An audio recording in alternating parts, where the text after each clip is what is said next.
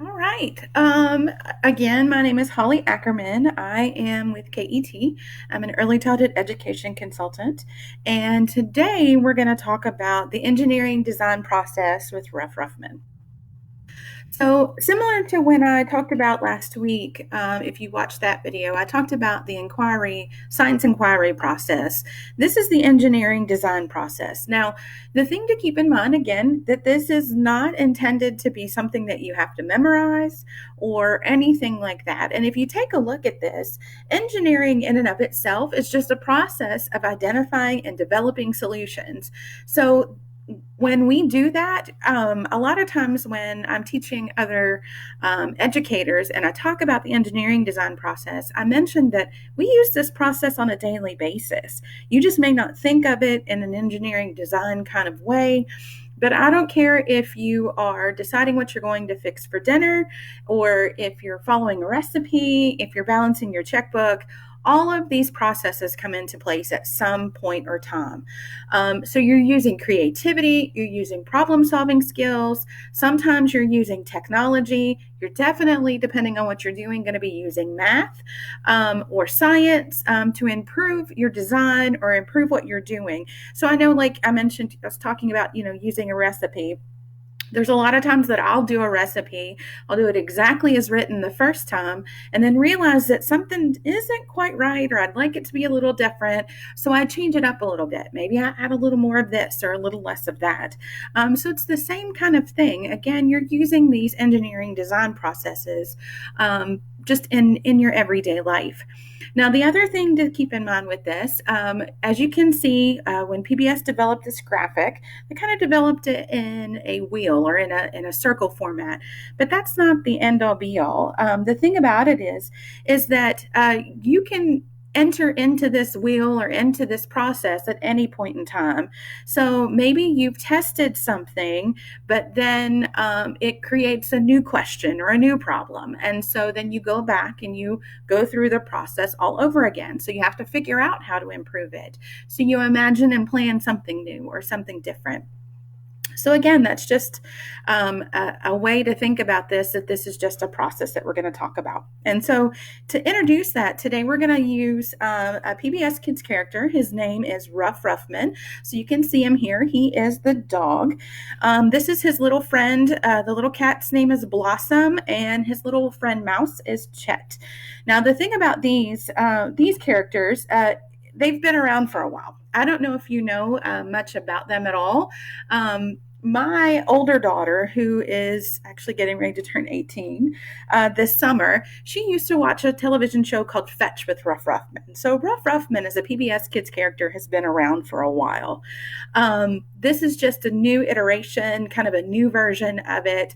The thing I really like about this particular show is the fact that it's not only a cartoon, but they also utilize real children at solving real problems. So Chet, typically, they'll be coming to the asking Ruff a question. They're needing a problem, or they're needing something solved. And so what they do is they go through and they contact Ruff for answers and solutions. So then you will see Ruff and his friends, his pals here, you will see them test out new things and try new things. So we're actually going to talk about several different things. I'm going to give you kind of one example, and then I'm going to show you where you can find lots of Ruff Ruffman resources and kind of what that looks like. So the first thing that we're going to talk about is we're going to talk about the engineering design process in media and what that looks like. So the thing I want to show you here is this is a game called Hamster Run. Now this game is available both in the PBS Kids Games app, and where I'm going to take you now is actually on the website. So in this little game, you're going to see Hamster Run. So we've got Ruff here and we've got a hamster. And so we're working with the engineering. These hamsters can't reach their carrots. Let's build a way for these hamsters to get their food. So in this one, they're going to be solving problems to start, to figure out how to feed the hamster. So it starts out very simply. I'm not going to go through all of this, but I'll show you for the first one for just Pick an a hamster, example? any hamster. Okay, I'm going to pick the hamster with the glasses. That's just because I wear glasses. Use only the square blocks to help the hamster get the carrot. So as the children go through each one of these scenarios, what they're going to be doing is, as you can see down here towards the bottom, there's several of these items that are grayed out. And that's just because I haven't built up enough, or I haven't been through enough of the levels to unlock basically all of these instances. So it starts out very simply and it gets more complex. As they go on, they can also choose the other option at the beginning, and they can create their own. Let's get ready to rock and or possibly roll. Let's do this. Ruff was getting impatient with me. All right, so I'm going to put the block there in the middle, and then we're going to hit the go button.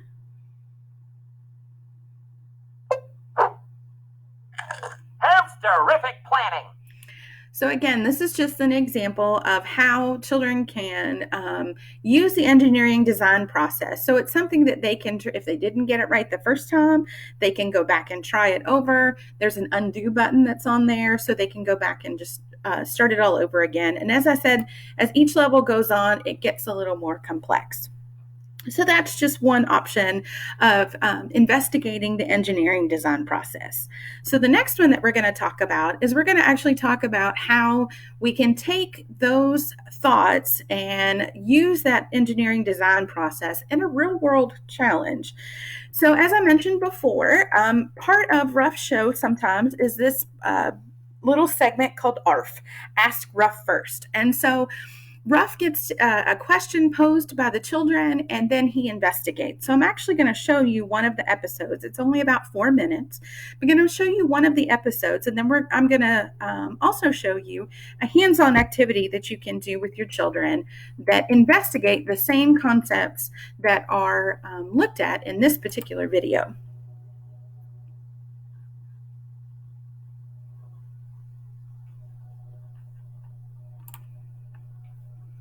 The Ruff Ruffman Show with Blossom and Chet.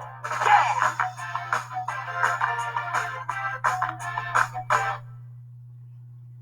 When your hammer is a ham, when your project's in a jam, ask Ruff First. Ask Ruff First. Hi! Our question today is from Kendry and Nico, who ask, Hey Ruff, it's Kendry. I'm here with my friend Nico, and we really love watching birds. We love to see more birds in the backyard. Birds need water for drinking and cleaning themselves, so we have a bird bath for them. So the problem is that the bird bath keeps tipping over. oh man, look at that thing go. Do you have any ideas on how we can make it more stable? An excellent question. Luckily, I was once a bird in the all-cat and dog musical extravaganza, Hello, Birdie. I played a bird full of daring do named Chirpo. But one day, in rehearsal, now for a relaxing bath. A crucial scene was ruined when the bird bath toppled over. Cut! We ran the scene again. Cut! And again, but with the same results. Boy, was the director mad. Say, what kind of actor are you? If you can't make your bird bath landing tomorrow, you're fired. You see? Fired. But that night, one of the dancers in the chorus approached me. Her name was Bloom. What was it? Anyway, she said maybe it wasn't my acting that was ruining the scene. I liked her right away. What? You think the design of the bird bath is the problem? She told me how after the big dance number the other day, one hat rack tipped over and the other didn't. And the only difference was the size of the base. The hat rack with the smaller base tipped over. So maybe a larger base makes a hat rack more stable. She explained that just maybe the same thing was going on with the bird bath. Maybe a bird bath with a wider base would make the bird bath more stable so it wouldn't tip over. So Bosco, or whatever her name was, I don't know, worked with me through the night, making a bird bath with a wider base. And the next day, success! The bird bath was now stable enough to hold me. But the show was still a flop. And that's the end of the story. So a wider base makes a structure like a bird bath more stable. We'll take your advice. So here's the stand that the bird bath was standing on, but look how skinny it is. I think we have to make this thicker and more stable. Because the bottom part is why it's falling over. Yeah, even with those 2 extra legs on the bottom, the base is still really small. I'm thinking that we should make another base because look, this base is just so narrow. I think we should make the base bigger, make it slant outwards like the Egyptian pyramids did. Oh, right! The pyramids are wide on the bottom. That's a good idea. So I got a whole bunch of flower pots here. That is a lot of flower pots. Like if we stack the flower pots and then maybe like this, but I think that's a little bit too small. Looking pretty shaky, too. Let's try using the blue flower pot. I think the blue one is better because it starts out with a much, much, much wider base. And look, it balances very well. It's perfect. It is perfect. I think we should put the glue on the rim of this so it's super sturdy. Yes, glue! Yeah, I think this is the right amount of glue. Why, that's a lot of glue. Should we add some duct tape too? Yeah. Alright, let's get to work. But with glue and duct tape, that thing's going nowhere. Yeah, that's good. Perfect. And stylish. More glue. And now the bird bath.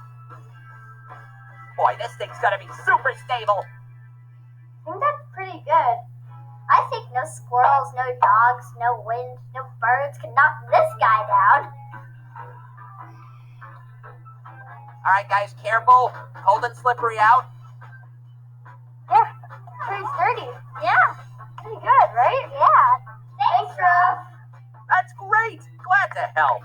The only sad thing is, I'll never know the name of that brave dancer who helped me all those years ago. I think it was Possum or Bison. Gary? The Ruff Ruffman Show. All right, so as you can see, our little friend Ruff here, one of the things that we like to do are a lot of times that you can use episodes, whether that be from PBS Kids or whatever, you can use those to spark ideas. So in this one, as you can see, Ruff and his friends learn all about what makes a structure stable. And so they learn there's terminology where we're talking about structures, we're talking about a base, we're talking about all of these other scientific things, or even if you don't think about them being scientific words, but we're investigating something. So Ruff and his friend Blossom, as he still never figured out, always found out what the answer to that is. And then they relayed that back to the kids. So the kids got to investigate.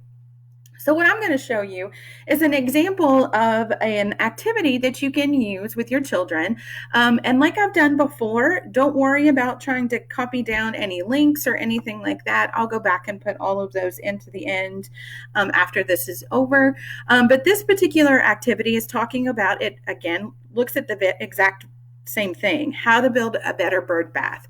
And so this one is very simple. All you're using is paper. And so they investigate the different types of columns, whether that be a square, a triangle, or a circle, and which one of those particular shapes hold the most books.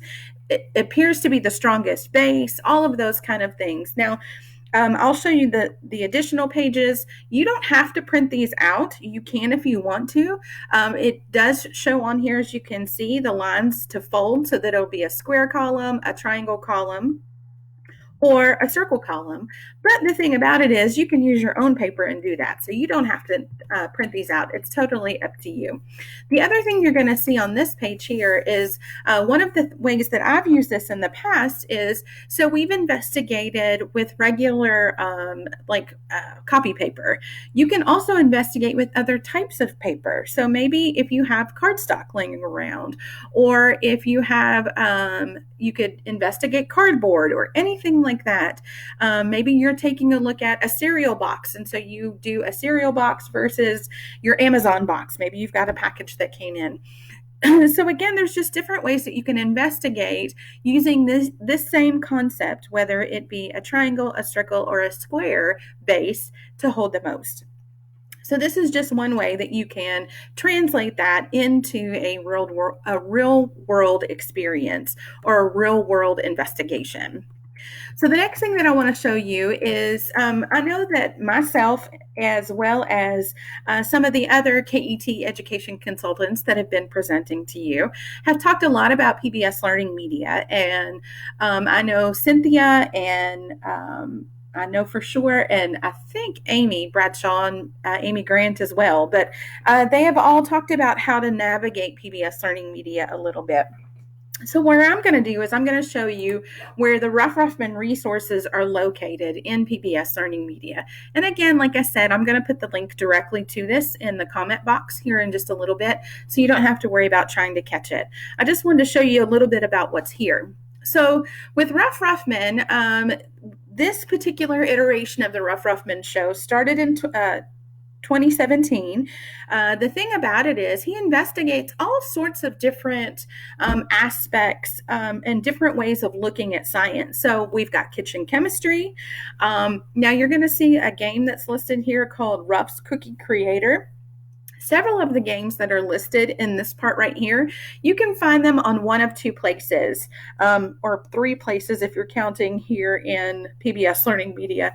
You can also find them on the PBS Kids Games site. That was a site that I mentioned the very first Facebook Live that I did for the Kentucky Parents in the Know group. You can also find them in the PBS Kids Games app. So all of these games that are listed in here can be found in those other two spots as well. So we've got, like I said, we've got several items for kitchen chemistry. Maybe your children are interested in sports. So there's some sports science that can be investigated here. And a lot of these activities, the thing that I really like about a lot of these activities is the fact that you're going to be able to find the necessary materials or materials that you can make do in your house now. So as you can see in some of these examples, we're talking about a bottle cap hockey experience. So that's just a bottle cap that you're going to be, some twist cap or anything like that, or any other type of lid you can make do. The same thing for this up and down. So you can see in this example, it's got a paper plate. It's also got a paper towel tube, which you may or may not have. Apparently, paper products are a big part of this, what's going on now. But anyway, but most of these items or most of these activities use recyclable materials that you're going to be able to find around your house. I've talked a little bit about the structures component, so that's where you can find, there are several other episodes about structures. That bird bath one is just one of them that's listed in here, so you can actually find more. You're going to also see down here towards the bottom, there's some wearable science. So we talk a lot about one of the things when children are talking about science, they're trying to figure out, you can even just have a simple conversation. Looking outside today, I noticed that the sun is out. However, it's a little bit cooler today. So what would I need to put on to be able to protect me or help me out in the rain or in the snow or whatever the case is? So in this episode, there's one episode in here. It's actually super cute.